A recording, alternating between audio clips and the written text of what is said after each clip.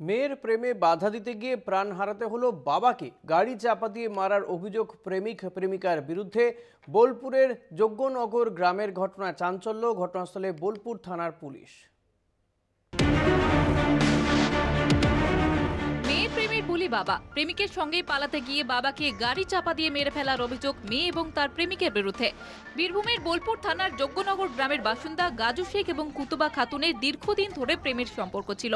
পরিবার সূত্রে খবর, কুতুবার বাড়ি থেকে সেই সম্পর্কে রাজি ছিল না। সেই মতো মেয়ের সম্মতিক্রমেই অন্যত্র বিয়ে দেয় কুতুবার পরিবার। বিয়ের পর 7 দিনের মাথায় বাপের বাড়ি আসে মেয়ে জামাই। সেই খবর পায় প্রেমিক গাজু শেখ। অভিযোগ, সোমবার সকাল থেকে 4 চাকা নিয়ে কুতুবার বাড়ির আশেপাশে ঘোরাঘুরি করতে থাকে গাজু। হঠাৎই বাড়ি থেকে বেরিয়ে প্রেমিক গাজু শেখের বাড়িতে উঠে পড়ে কুতুবা। ঘটনার কথা জানতে পেরে গাড়ির সামনে চলে আসেন কুতুবার বাবা মা। প্রেমিক প্রেমিকা গাড়ি নিয়ে পালানোর চেষ্টা করলে বাধা দেন তারা।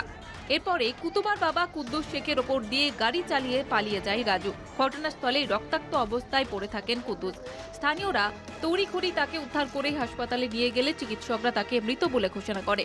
কুতুবার পরিবারের অভিযোগ, মেয়েকে জোর করে তুলে নিয়ে গিয়েছে গাজু। কঠোর শাস্তির দাবি পরিবারের। মেয়েকে কিডন্যাপ তুলে নিয়ে পালিয়ে যাচ্ছিল। এটা সোনা দানা কেড়ে নিবে বলে কাকা আটকাইছিল, কাকেও আটকাইছিল। আটকানোর পর কাকিকে ঠেলে ফেলে দেয়, কাকাকে ধরে পিস্তল করে ঠুকতে ঠুকতে নিয়ে যাচ্ছে। নিয়ে যাওয়ার পর ওই গাড়ির তলায় ভরে দেয়। ভরে নেওয়ার পর কাকাকে গাড়িতে পিছিয়ে দেয়। আমরা বিচার চাই, আমরা ওর বিচার চাই।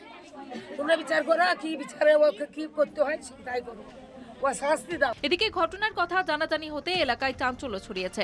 খবর পেয়ে ঘটনাস্থলে আসে বোলপুর থানার পুলিশ।